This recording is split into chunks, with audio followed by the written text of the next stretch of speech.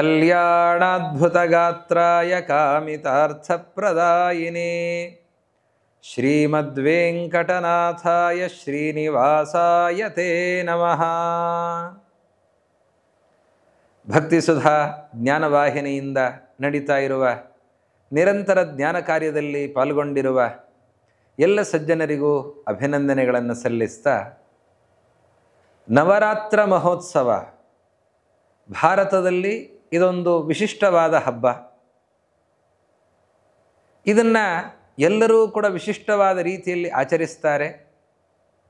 ಇದರ ಆಚರಣೆಯ ಹಿನ್ನೆಲೆಯೇನು, ಹಾಗೆ ಈ ಸಂದರ್ಭದಲ್ಲಿ ಏನು ಮಾಡಬೇಕು, ಅನುಷ್ಠಾನಗಳೇನಿರಬೇಕು, ಚಿಂತನೆ ಏನಿರಬೇಕು ಅನ್ನೋದನ್ನು ಈ ಸಂಚಿಕೆಯಲ್ಲಿ ಎಲ್ಲರೂ ಸೇರಿ ಆಲೋಚನೆಯನ್ನು ಮಾಡೋಣ. ನವರಾತ್ರ, ನವರಾತ್ರಿ ಅನ್ನುವ ಶಬ್ದ ಅಲ್ಲ, ನವರಾತ್ರ ಅನ್ನುವ ಶಬ್ದ. ಇದು ಶರತ್ಕಾಲದ ಆರಂಭ. ನೋಡಿ, ಭಾದ್ರಪದ ಮುಗಿಯಿತು, ಆಶ್ವಿನ ಆರಂಭ ಆಯಿತು.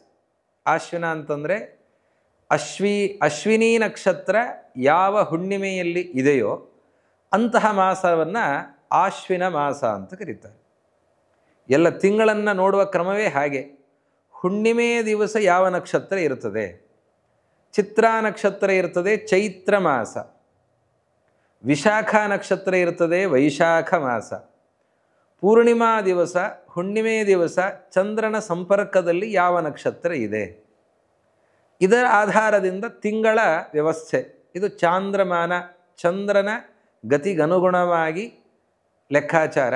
ಹೀಗಾಗಿ ಅಶ್ವಿನಿ ನಕ್ಷತ್ರ ಯಾವ ಹುಣ್ಣಿಮೆಯಲ್ಲಿದೆ ಅಂತಹ ತಿಂಗಳನ್ನು ಆಶ್ವಿನ ಮಾಸ ಅಂತ ಕರೀತೇವೆ. ಈ ಆಶ್ವಿನ ಮಾಸದ ಆರಂಭದ 9 ದಿನಗಳಿಗೆ ಬಹಳ ಪ್ರಾಶಸ್ತ್ಯ. ನವರಾತ್ರ ಮಹೋತ್ಸವದ ಆಚರಣೆಯನ್ನು ಎಲ್ಲರೂ ಕೂಡ ಮಾಡೋದಿದೆ. ಯಾಕೆ ಈ ನವರಾತ್ರಿ, 9 ರಾತ್ರಿಗಳ ವಿಶೇಷ ಏನು ಅಂದರೆ, ಇದು ಶರತ್ಕಾಲದ ಆರಂಭ. ನೋಡಿ, ಒಂದು ಉತ್ಸವದ ವಾತಾವರಣದ ಸೃಷ್ಟಿ. ಶ್ರಾವಣ ಮಾಸದಲ್ಲಿ ಕೃಷ್ಣಾಷ್ಟಮಿ, ಗೌರಿ ಹಬ್ಬ ಇಂಥದ್ದೆಲ್ಲ ಬೇಕಾದಷ್ಟಾಗಿದೆ, ಇಲ್ಲ ಅಂತಲ್ಲ. ಆದರೆ ಶ್ರಾವಣ ಭಾದ್ರಪದಗಳು ವರ್ಷ ಋತುವಿಗೆ ಸಂಬಂಧಪಟ್ಟದ್ದು. ಮಳೆಗಾಲ ಮುಗಿದು ಚಳಿಗಾಲ ಶುರುವಾಗುವ ಮುನ್ನ ಇರುವಂತಹ 2 ತಿಂಗಳು ಅತ್ಯಂತ ಪ್ರಶಸ್ತವಾದ ಕಾಲ ಶರತ್ಕಾಲ. ಚಂದ್ರನ ವರ್ಣನೆ ಮಾಡುವಾಗ, ಕಮಲದ ವರ್ಣನೆಯನ್ನು ಮಾಡುವಾಗ ಈ ಶರತ್ಕಾಲವನ್ನು ಹಿಡಿದು ವರ್ಣನೆ ಮಾಡುತ್ತಾರೆ. ಶಾರದಾ ಶಾರದಾಂಭೋಜ ವದನಾ ವದನಾಂಬುಜೆ ಸರ್ವದಾ ಸರ್ವದಾಸ್ಮಾಕಂ ಸನ್ನಿಧಿಂ ಸನ್ನಿಧಿಂ ಕ್ರಿಯಾತ್ ಅಂತ ಒಂದು ಶ್ಲೋಕ. ಹೀಗೆ ಅನೇಕ ಕಡೆಗಳಲ್ಲಿಯೂ ಕೂಡ ಶಾರದಾಂಭೋಜ ವದನ, ಶರತ್ಕಾಲದ ಕಮಲದಂತಿರುವ ಮುಖ ಅಂತ. ಯಾಕೆ ಈ ಶರತ್ಕಾಲ? ಮಳೆಗಾಲ ನೋಡಿ, ನಿರಂತರವಾಗಿ ಮಳೆ ಸುರಿದು ಸುರಿದು ಸುರಿದು ಹೂವುಗಳು, ಎಲೆಗಳು ಎಲ್ಲವೂ ಕೂಡ ಒಂದು ರೀತಿಯಲ್ಲಿ ಆ ನೀರಿನಲ್ಲಿ ಒದ್ದೆ ಆಗಿ ಹೋಗಿರುತ್ತವೆ. ಇನ್ನು ಬೇಸಿಗೆಯ ಬಿಸಿಲಿನಲ್ಲಿ ಆ ಬಿಸಿಲಿಗೆ ಬೆಂದು ಹೋಗ್ತವೆ. ಬೇಸಿಗೆಯ ಬಿಸಿಲಿಲ್ಲ, ಇನ್ನು ಮಳೆಗಾಲದ ನೀರಿನ ಆರ್ಭಟ ಇಲ್ಲ, ಇದು ಯಾವುದೂ ಇಲ್ಲದೇನೆ. ಇನ್ನು ಚಳಿಗಾಲದಲ್ಲಿ ಹಿಮಪಾತ ಆಗಿ, ಅದು ಉತ್ತರ ಭಾರತದಲ್ಲಿ ವಿಶೇಷವಾಗಿ ನಾವು ನೋಡ್ತೇವೆ, ಹಿಮಪಾತದಿಂದಾಗಿ ಹಿಮಾವೃತವಾಗಿರುತ್ತವೆ. ಇಂತಹ ಋತುಗಳ ಬಾಧೆ ಇಲ್ಲದೇನೆ ಹೂವುಗಳು ಎಲ್ಲವೂ ಕೂಡ ಕಂಗೊಳಿಸೋದು ಅಂತಂದರೆ ಶರತ್ಕಾಲದಲ್ಲಿ. ಹೀಗಾಗಿ ಶರತ್ಕಾಲ ಋತುಗಳಲ್ಲೇ ಬಹಳ ಚೆಂದ. ಒಂದೊಂದು ಋತುವಿಗೆ ಒಂದೊಂದು ವೈಶಿಷ್ಟ್ಯ ಇದೆ. ಎಲ್ಲ ಋತುಗಳಲ್ಲಿಯೂ ಬಹಳ ಸುಂದರವಾದಂತಹ ಋತು ಯಾವುದು, ಆಸ್ವಾದ್ಯವಾದಂತಹ ಋತು, ಯಾವ ಋತುವಿನಲ್ಲಿ ಸ್ವಚ್ಛಂದವಾಗಿ ಸಂಚರಿಸಬಹುದು, ಮನಸ್ಸಿಗೆ ಆನಂದವನ್ನು ಪಡೆಯಬಹುದು, ಅಂತಹ ಋತು ಯಾವುದು ಅಂತಂದರೆ ಅದು ಶರತ್ಕಾಲ. ಶರತ್ಕಾಲದಲ್ಲಿ ಮಳೆಯ ಆರ್ಭಟ ಇಲ್ಲ, ಚಳಿಯ ಭಯ ಇಲ್ಲ, ಬೇಸಿಗೆಯ ತಾಪ ಇಲ್ಲ, ಅದು ಯಾವುದೂ ಇರೋದಿಲ್ಲ. ಉಳಿದ ಎಲ್ಲ ಋತುಗಳಲ್ಲಿಯೂ ಕೂಡ ಅಂತಹ ಕ್ಲೇಶಗಳಿವೆ. ಆ ಕ್ಲೇಶಗಳಿಂದ ದೂರವಾಗಿರುವಂತಹ ಋತು ಅಂತಂದರೆ ಅದು ಶರದ್ ಋತು. ಆ ಶರದ್ ಋತು, ಆ ವರ್ಷ ಆರಂಭ ಆಗುವಾಗ, ಶರತ್ಕಾಲದ ಋತು ಆರಂಭ ಆಗುವಾಗ, ಆ ಆರಂಭದ ಸಂದರ್ಭದಲ್ಲಿ ದೇವತಾರಾಧನೆ. ಈ ಶರದೃತುವಿನ ಆರಂಭದಲ್ಲಿ ದೇವತಾರಾಧನೆ.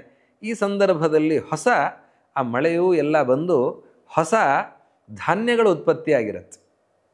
ಅನೇಕ ಸಂಪ್ರದಾಯಗಳಿವೆ, ವಿಭಿನ್ನವಾದಂತಹ ಆಚರಣೆಗಳಿವೆ. ಈಗ ನವರಾತ್ರ ಮಹೋತ್ಸವ ಅಂತಂದರೆ ಕಲ್ಕತ್ತಾದಲ್ಲಿ ಒಂದು ರೀತಿಯ ಆಚರಣೆ ಇದೆ, ಒರಿಸ್ಸಾದಲ್ಲಿ ಮತ್ತೊಂದು ರೀತಿಯ ಆಚರಣೆ ಇದೆ, ತಮಿಳುನಾಡಿನಲ್ಲಿ ಮತ್ತೊಂದು ರೀತಿಯ ಆಚರಣೆ, ಕರ್ನಾಟಕದಲ್ಲಿ ಮತ್ತೊಂದು ರೀತಿಯ ಆಚರಣೆ. ಇಲ್ಲಿಯೇ ಅನೇಕ ಪ್ರಾಂತಗಳಲ್ಲಿ ಅನೇಕ ರೀತಿಯ ಆಚರಣೆಗಳನ್ನು ನಾವು ನೋಡ್ತೇವೆ.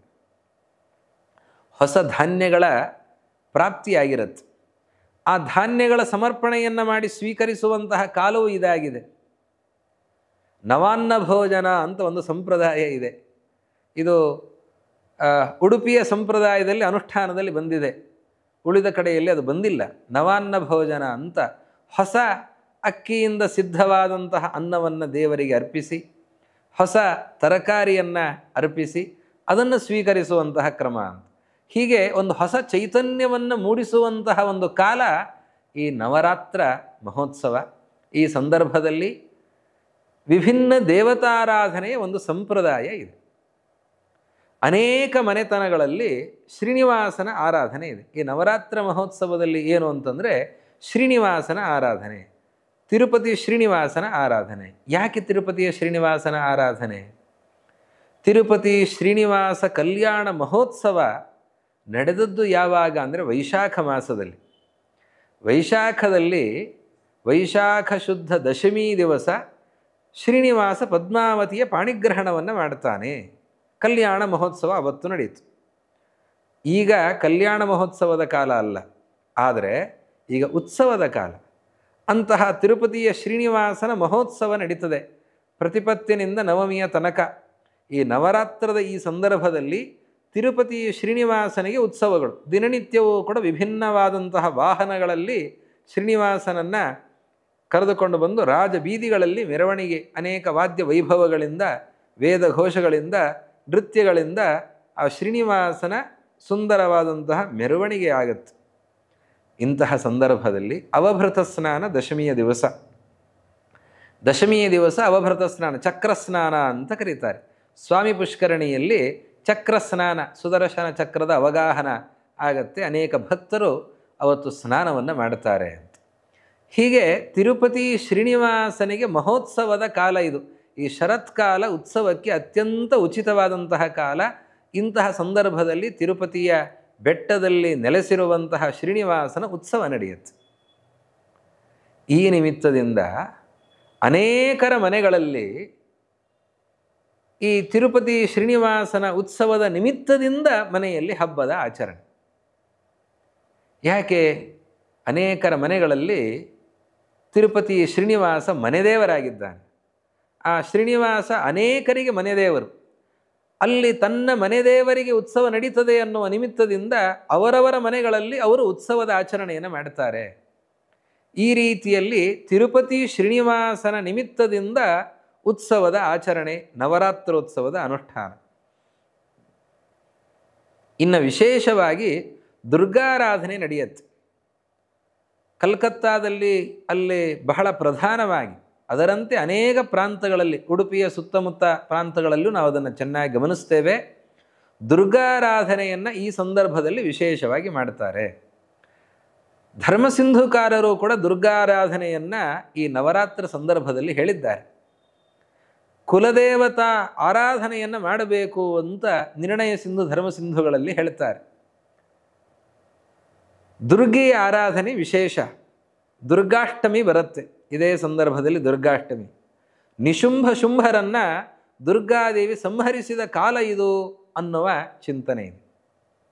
ಹೀಗಾಗಿ ದುರ್ಗಾ ಸಪ್ತಶತಿ, ನಿಶುಂಭ ಶುಂಭರ ಸಂಹಾರವನ್ನು ಮಾಡುವಂತಹ, ಮಹಿಷಾಸುರ ಮರ್ದನವನ್ನು ಮಾಡುವಂತಹ ದುರ್ಗಾದೇವಿಯ ಮಹಿಮೆಯನ್ನು ಬೋಧಿಸುವಂತಹ ಸಪ್ತಶತಿಯ ಪಾರಾಯಣ, ದುರ್ಗಾ ನಮಸ್ಕಾರ, ಚಂಡಿಕಾ ಯಾಗ, ಇಂತಹ ಅನೇಕ ದುರ್ಗೆಯ ಆರಾಧನೆಯನ್ನು ಮಾಡುವಂತಹ ಕ್ರಿಯೆಗಳು ಕೂಡ ಈ ನವರಾತ್ರ ಮಹೋತ್ಸವದಲ್ಲಿ ವಿಶೇಷವಾಗಿ ನಡೀತವೆ.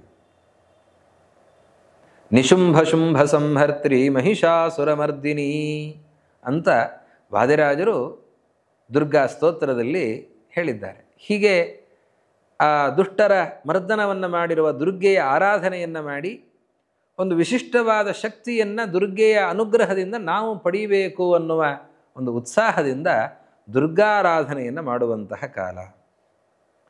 ಇನ್ನೊಂದು ಮಹತ್ವಪೂರ್ಣವಾಗಿರುವಂತಹ ಈ ನವರಾತ್ರ ಮಹೋತ್ಸವದ ವಿಷಯ ಅಂತಂದರೆ, ಶ್ರೀರಾಮ ರಾವಣನನ್ನು ಇದೇ ದಶಮಿ ದಿವಸ ರಣರಂಗದಲ್ಲಿ ಬೀಳಿಸಿದ್ದಾನೆ. ಅವನನ್ನು ಸಂಹರಿಸಿ ಸೀತೆಯನ್ನು ಮತ್ತೆ ಪಡೀತಾ ಇದ್ದಾನೆ. ಹೀಗೆ ವಿಜಯದಶಮಿ, ಇದು ಶ್ರೀರಾಮಚಂದ್ರ ಜಯವನ್ನು ಸಂಪಾದಿಸಿರುವಂತಹ ದಶಮಿ ಎನ್ನುವ ದೃಷ್ಟಿಯಿಂದ ಇದು ವಿಜಯದಶಮಿ. ಅಂತಹ ಸಂದರ್ಭದಲ್ಲಿ ವಿಜಯದಶಮಿ ಶ್ರೀರಾಮಚಂದ್ರ ಗೆದ್ದಿದ್ದಾನೆ. ಅಸುರ ಸಂಹಾರ ಆದಂತಹ ಕಾಲ. ಅನೇಕ ರಾಕ್ಷಸರ ಜೊತೆಯಲ್ಲಿ ಯುದ್ಧವನ್ನು ಮಾಡಿ ರಾವಣನನ್ನು ನಿಗ್ರಹಿಸಿರುವ ದಿವಸ ಅಂತನ್ನುವ ದೃಷ್ಟಿಯಿಂದ ಈ ನವರಾತ್ರ ಮಹೋತ್ಸವದ ಸಂದರ್ಭದಲ್ಲಿ ಶ್ರೀರಾಮಚಂದ್ರನ ಸ್ಮರಣೆಯಿಂದಲೂ ಕೂಡ ಉತ್ಸವವನ್ನು ಆಚರಿಸೋದಿದೆ. ಮತ್ತೊಂದು ವಿಶೇಷ, ಈ ಸಂದರ್ಭದಲ್ಲಿ ವೇದವ್ಯಾಸದೇವರ ಪೂಜೆ, ಸರಸ್ವತಿ ಪೂಜೆ ಇದು ಬಹಳ ಮಹತ್ವದ ವಿಷಯವಾಗಿದೆ. ಇದೇ ಸಂದರ್ಭದಲ್ಲಿ ಮೂಲೇನ ವಾಹಯೇತ್ ದೇವೀಂ ಶ್ರವಣೇನ ವಿಸರ್ಜಯೇತ್. ಮೂಲಾ ನಕ್ಷತ್ರದಿಂದ ಸರಸ್ವತಿ ಆವಾಹನ, ಶ್ರವಣ ನಕ್ಷತ್ರ ದಿವಸ ಅವತ್ತು ವಿಸರ್ಜನೆ. ಈ ರೀತಿಯ ಸರಸ್ವತಿ ಪೂಜಾ ವಿದ್ಯಾಪ್ರಾಪ್ತಿಗಾಗಿ, ನಾವು ಪುನಶ್ಚೈತನ್ಯವನ್ನು ಪಡೆಯೋದಕ್ಕಾಗಿ, ದೇವತಾ ಅನುಗ್ರಹವನ್ನು ಪಡೆಯೋದಕ್ಕಾಗಿ ವಿಶೇಷವಾಗಿ ಸರಸ್ವತಿ ಆವಾಹನೆಯನ್ನು ಮಾಡಿ ಅಲ್ಲಿ ವಿದ್ಯಾಭಿಮಾನಿಯಾಗಿರುವಂತಹ ಸರಸ್ವತೀ ದೇವಿ ಹಾಗೆ ಅಂಬೃಣೀ ದೇವಿ ವೇದವ್ಯಾಸ ದೇವರು ಅವರ ಪೂಜೆಯನ್ನು ಮಾಡಿ ಆ ವೇದವ್ಯಾಸ ದೇವರ ಅನುಗ್ರಹದಿಂದ ನಾವು ಪುನಃ ವಿದ್ಯೆಯನ್ನು ಬಲಗೊಳಿಸಿಕೊಳ್ಳಬೇಕು ಅನ್ನುವ ದೃಷ್ಟಿಯಿಂದ ಸರಸ್ವತಿ ಪೂಜೆ, ಸರಸ್ವತಿ ಪ್ರತಿಷ್ಠೆಯನ್ನು ಗ್ರಂಥಗಳನ್ನು ಇಟ್ಟು ಅಲ್ಲಿ ಆವಾಹನವನ್ನು ಮಾಡಿ ಪೂಜೆಯನ್ನು ಮಾಡಿ ಅಲ್ಲಿ ಅನೇಕ ರೀತಿಯ ಉಪಚಾರಗಳನ್ನು ಸಲ್ಲಿಸುವಂತಹ ಕ್ರಮ, ಹಾಗೆ ಪೂಜೆ ಮಾಡೋದಿದೆ. ಹೀಗೆ ಅನೇಕ ವೈವಿಧ್ಯಗಳಿಂದ ಕೂಡಿರುವಂತಹ ಸಂದರ್ಭ. ದಶಮಿಯ ದಿವಸ ಅವತ್ತು ಶಮೀ ಪೂಜಾ. ಶಮೀ ಪೂಜಾ ಶಮಿ ಶಮಯಮೇ ಪಾಪಂ ಶಮಿಶತ್ರು ವಿನಾಶಿನಿ ಅರ್ಜುನಸ್ಯ ಧನುರ್ಧಾರಿ ರಾಮಸ್ಯ ಪ್ರಿಯದರ್ಶಿನಿ ಅಂತ ಹೇಳಿ ಆ ಶಮಿಯನ್ನು ಪ್ರಾರ್ಥನೆ ಮಾಡಿ ವೃಕ್ಷದಲ್ಲಿ ದೇವತಾ ಚಿಂತನೆಯಿಂದ ಪೂಜೆಯನ್ನು ಸಲ್ಲಿಸುವಂತಹ ಕ್ರಮ. ಅರ್ಜುನ ಪಾಂಡವರೆಲ್ಲರೂ ಕೂಡ ಅಜ್ಞಾತವಾಸಕ್ಕೆ ಅಂತ ಹೊರಟು ನಿಂತಾಗ ತಮ್ಮ ಆಯುಧಗಳನ್ನು ಒಂದು ಸ್ಥಳದಲ್ಲಿ ಭದ್ರವಾಗಿ ಇಡಬೇಕು. ಎಲ್ಲಿಡಬೇಕು? ಅದಕ್ಕೆ ಒಂದು ವೃಕ್ಷಕ್ಕೆ ನೇತಾಕಬೇಕು ಅಂತ ಶಮಿ ವೃಕ್ಷಕ್ಕೆ ತಮ್ಮ ಎಲ್ಲ ಆಯುಧಗಳನ್ನು ಕೂಡ ಕಟ್ಟಿ ಪ್ರಾರ್ಥನೆಯನ್ನು ಮಾಡಿ, ಶಮಿ ವೃಕ್ಷಕ್ಕೆ ಪ್ರಾರ್ಥನೆಯನ್ನು ಮಾಡಿ, ದೇವತಾ ಪ್ರಾರ್ಥನೆಯನ್ನು ಮಾಡಿ, ಅವರು ನಮ್ಮ ಆಯುಧಗಳು ಇಲ್ಲಿ ಭದ್ರವಾಗಿವೆ ಅಂತ, ಬೆಲೆ ಕೊಟ್ಟರೂ ಎಷ್ಟು ಹಣ ಕೊಟ್ಟರೂ ಸಿಗದೇ ಇರುವಂತಹ ಅತ್ಯಂತ ಅನರ್ಘ್ಯವಾದ ಆಯುಧಗಳು, ಅದನ್ನು ಯಾರ ಕೈಯಲ್ಲೂ ಕೊಡದೇನೆ ಬಿಟ್ಟು ಹೋಗುವಂತಹ ಸನ್ನಿವೇಶ, ಅದಕ್ಕೆ ನಾವು ಭದ್ರವಾಗಿ ಒಬ್ಬರಿಗೆ ಒಪ್ಪಿಸಿ ಹೋಗ್ತಾ ಇದ್ದೇವೆ ಅನ್ನೋ ವಿಶ್ವಾಸದಲ್ಲಿ ದೇವತಾರಾಧನೆಯನ್ನು ಮಾಡಿ ಶಮಿ ವೃಕ್ಷದ ಪೂಜೆಯನ್ನು ಮಾಡಿ ಶಮಿ ವೃಕ್ಷಕ್ಕೆ ಒಪ್ಪಿಸಿ ಅವರು ಹೊರಟಿದ್ದಾರೆ. ಹೀಗೆ ಶಮಿ ವೃಕ್ಷದ ಪೂಜೆ. ಅದರಂತೆ ಶ್ರೀರಾಮಚಂದ್ರನೂ ಕೂಡ ಶಮಿ ವೃಕ್ಷದಲ್ಲಿ ಪ್ರಾರ್ಥನೆಯನ್ನು ಮಾಡಿ ಸೀತೆಯನ್ನು ಪಡೆದುಕೊಂಡಿದ್ದಾನೆ ಅಂತ ಹೇಳ್ತಾರೆ. ಹೀಗೆ ಅನೇಕ ವೈವಿಧ್ಯಗಳು. ಇವತ್ತು ಕರ್ನಾಟಕದ ಹೆಮ್ಮೆಯ ಉತ್ಸವ ನವರಾತ್ರ ಮಹೋತ್ಸವ ಮೈಸೂರಿನ ಉತ್ಸವ ವೈಭವದಿಂದ ನಡೀತದೆ. ಅಲ್ಲಿ ಚಾಮುಂಡೇಶ್ವರಿಯ ಆರಾಧನೆ ಬಹಳ ವೈಭವದಿಂದ ನಡೀತದೆ. ಅಲ್ಲಿ ಶಮಿ ಪೂಜೆ ಎಲ್ಲವೂ ಕೂಡ ಚೆನ್ನಾಗಿ ನಡೆಯುತ್ತೆ. ಆ ರೀತಿಯಲ್ಲಿ ಸಾಂಪ್ರದಾಯಿಕವಾಗಿ ಅನುಷ್ಠಾನವನ್ನು ಮಾಡಿಕೊಂಡು ಬಂದಿದೆ. ಹಾಗೆ ಪ್ರತಿಯೊಂದು ರಾಜ್ಯಗಳಲ್ಲಿ ಅನೇಕ ಸ್ಥಳಗಳಲ್ಲಿ ಈ ನವರಾತ್ರ ಮಹೋತ್ಸವದ ಅನೇಕ ವೈಭವಗಳು, ಅನೇಕ ವೈಶಿಷ್ಟ್ಯಗಳು ಇಲ್ಲಿ ಇವೆ. ಇಂತಹ ಈ ನವರಾತ್ರ ಮಹೋತ್ಸವದಲ್ಲಿ ಏನನ್ನೆಲ್ಲ ನಾವು ಮಾಡಬಹುದು? ಇದು ನವರಾತ್ರದಲ್ಲಿ ಶ್ರೀನಿವಾಸನ ಆರಾಧನೆ, ದುರ್ಗಾರಾಧನೆ, ವೇದವ್ಯಾಸ ಆರಾಧನೆ, ರಾಮನ ಆರಾಧನೆ, ಸರಸ್ವತಿಯ ಆರಾಧನೆ, ಇದನ್ನೆಲ್ಲವನ್ನೂ ಕೂಡ ಈ ನವರಾತ್ರ ಮಹೋತ್ಸವದಲ್ಲಿ ಮಾಡೋದಿದೆ. ಇನ್ನೂ ಒಂದು ಮಹತ್ವದ ಸಂಗತಿ ಅಂತಂದರೆ, ಇದೇ ಸಂದರ್ಭದಲ್ಲಿ ಇದೇ ವಿಜಯದಶಮಿ ದಿವಸ ನಮ್ಮ ಕುಲಗುರುಗಳಾದಂತಹ ಜಗದ್ಗುರುಗಳಾದ ಶ್ರೀ ಮಧ್ವಾಚಾರ್ಯರ ಅವತಾರದ ದಿವಸ. ಜಗತ್ತಿಗೆ ಜ್ಞಾನವನ್ನು ಕೊಡೋದಕ್ಕೆ ಅಂತ ಮುಖ್ಯಪ್ರಾಣದೇವರು ಭೂಮಿಗೆ ಇಳಿದಂತಹ ದಿವಸ. ಅದು ಯಾವತ್ತು ಅಂದರೆ ವಿಜಯದಶಮಿಯ ದಿವಸ.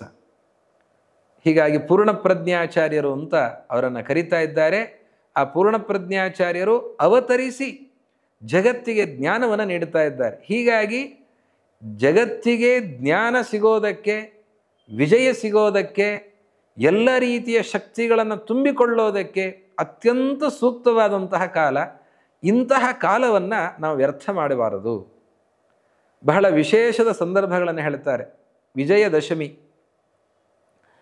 ಹಾಗೆ ಅಕ್ಷಯ ತೃತೀಯ, ಮತ್ತು ನರಕ ಚತುರ್ದಶಿ, ಬಲಿಪ್ರತಿಪತ್, ಈ ದಿನಗಳು, ಇದನ್ನು ಮರಾಠಿ ಭಾಷೆಯಲ್ಲಿ 3.5 ಮುಹೂರ್ತ ಅಂತ ಕರೀತಾರೆ. ಈ 3:15 ಅಂತ. ಅದರಲ್ಲಿ ಇದು ಪೂರ್ಣವಾಗಿರುವಂಥದ್ದು. ದಶಮಿ, ಅಕ್ಷಯ ತೃತೀಯ, ದಶಮಿ ಮತ್ತು ಬಲಿಪ್ರತಿಪತ್ ಇದು ಅತ್ಯಂತ ಪೂರ್ಣ. ಇನ್ನು ನರಕ ಚತುರ್ದಶಿಯನ್ನು ಸೇರಿಸಿಕೊಂಡು 3:15 ಅಂತ ಹೇಳುವಂತಹ ಕ್ರಮ. ಇದು ಪೂರ್ಣವಾದಂತಹ ಮುಹೂರ್ತ. ಅವತ್ತು ಬಹಳ ಪ್ರಶಸ್ತವಾದ ದಿವಸ ಅಂತ. ಯಾವುದೇ ಒಳ್ಳೆಯ ಕೆಲಸವನ್ನು ಆರಂಭಿಸೋದಕ್ಕೆ ಅದು ಬಹಳ ಸೂಕ್ತವಾದಂತಹ ಕಾಲ. ಅವತ್ತು ನಾವು ಇನ್ನು ಬೇರೆ ಮುಹೂರ್ತವನ್ನು ಹುಡುಕಬೇಕಾಗಿಲ್ಲ. ಬೇರೆ ಯಾವುದೇ ತೊಂದರೆಗಳು ಅನಿಷ್ಟಗಳಿವೆ ಅಂತ ನೋಡಬೇಕಾಗಿಲ್ಲ. ಅಂತಹ ಪೂರ್ಣ ಫಲ ನಮಗೆ ಸಿಗತ್ತೆ. ಒಳ್ಳೆಯ ಕೆಲಸವನ್ನು ಆರಂಭಿಸೋದಕ್ಕೆ ಬಹಳ ಯೋಗ್ಯವಾಗಿರುವಂತಹ ದಿನಗಳಿವು. ಅದರಲ್ಲಿ ವಿಜಯದಶಮಿ ಬಹಳ ಪ್ರಶಸ್ತವಾದಂತಹ ದಿವಸ. ಅವತ್ತಿನ ದಿವಸ ಪ್ರಾಯ ಶ್ರವಣ ನಕ್ಷತ್ರ ವಿಜಯದಶಮಿಯೇ ಇರುತ್ತೆ. ಅವತ್ತಿನ ದಿವಸ ವಿಸರ್ಜನೆಯನ್ನು ಮಾಡಿ, ಸರಸ್ವತಿ ವಿಸರ್ಜನೆಯನ್ನು ಮಾಡಿ, ಪೂಜೆಯ ಸಮಾಪ್ತಿಯನ್ನು ಮಾಡಿ, ಗುರುಗಳಿಂದ ಶಾಂತಿ ಮಂತ್ರವನ್ನು ಕೇಳಿ, ಪಾಠವನ್ನು ಕೇಳಿ, ಮತ್ತೆ ವಿದ್ಯೆಯ ಆರಂಭದ ಒಂದು ಉತ್ಸಾಹದಲ್ಲಿ ಪ್ರವೃತ್ತರಾಗಬೇಕು. ಶಾಂತಿ ಮಂತ್ರದ ಉಪದೇಶವನ್ನು ಗುರುಗಳು ಮಾಡ್ತಾರೆ. ಗುರುಗಳ ಸನ್ನಿಧಾನಕ್ಕೆ ಹೋಗಿ ಶಾಂತಿ ಮಂತ್ರದ ಉಪದೇಶವನ್ನು ಪಡೆದು ನಂತರ ಮತ್ತೆ ವಿದ್ಯೆಯಲ್ಲಿ ಪ್ರವೃತ್ತನಾಗಬೇಕು. ವಿದ್ಯಾರ್ಥಿ ಜೀವನದಲ್ಲಿ ಮಾತ್ರ ಅಲ್ಲ ಇದು. ವಿದ್ಯಾರ್ಜನೆ ಅದು ಶಾಶ್ವತ. ಯಾವಾಗಲೂ ಕೂಡ ವಿದ್ಯಾರ್ಜನೆಯನ್ನು ಮಾಡಲೇಬೇಕು. ಆದ್ದರಿಂದ ಎಲ್ಲರೂ ಕೂಡ ಗುರುಗಳಿಂದ ವಿದ್ಯೆಯನ್ನು ಪುನಃ ಪಡೆಯೋದಕ್ಕೆ ಆರಂಭಿಸುವ ದಿವಸ ಅಂತಂದರೆ ಅದು ವಿಜಯದಶಮಿಯ ದಿವಸ. ಈ ಕಾಲದಲ್ಲಿ ಏನೇನೆಲ್ಲ ಮಾಡಬಹುದು? ವಿಶೇಷವಾಗಿ ಈ ನವರಾತ್ರ ಮಹೋತ್ಸವದಲ್ಲಿ ದೀಪಾರಾಧನೆಗೆ ಮಹತ್ವವನ್ನು ಕೊಟ್ಟಿದ್ದಾರೆ. ದೀಪಾರಾಧನೆ ಈ 9 ದಿನಗಳಲ್ಲಿ ಅನೇಕ ಮನೆಗಳಲ್ಲಿ ಆ ಸಂಪ್ರದಾಯ ಇರುತ್ತದೆ. ದೇವರ ಮುಂದೆ ನಂದಾದೀಪ ಅಂತ ಯಾವಾಗಲೂ ಒಂದು ದೀಪ ಉರಿತಾನೇ ಇರಬೇಕು.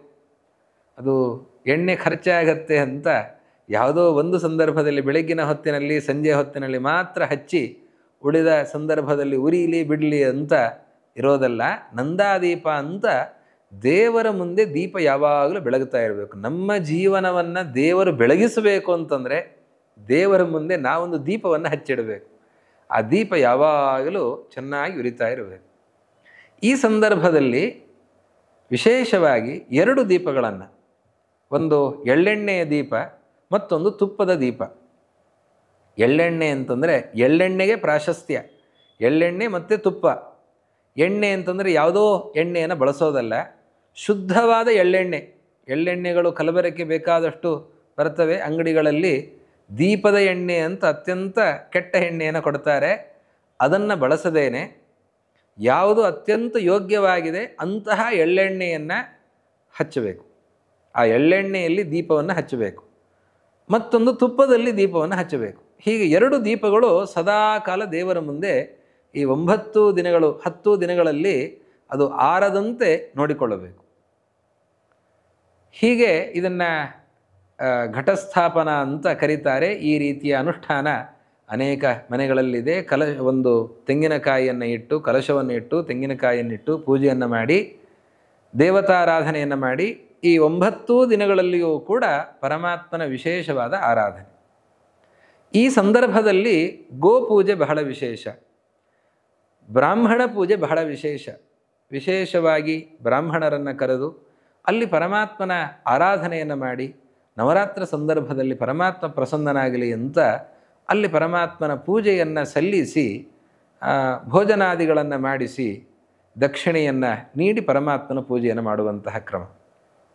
ಇನ್ನು ದುರ್ಗಾ ನಮಸ್ಕಾರ, ಇನ್ನು ದುರ್ಗಾ ಸಪ್ತಶತಿ ಪಾರಾಯಣ, ಇನ್ನು ಶ್ರೀನಿವಾಸ ಕಲ್ಯಾಣ ಪಾರಾಯಣ, ಆದಿತ್ಯ ಪುರಾಣದಲ್ಲಿ ಶ್ರೀನಿವಾಸನ ಮಹಿಮೆ ಇದೆ, ಅದರ ಪಾರಾಯಣ, ಇದೆಲ್ಲ ಬಹಳ ಮಹತ್ವದ್ದಾಗಿದೆ.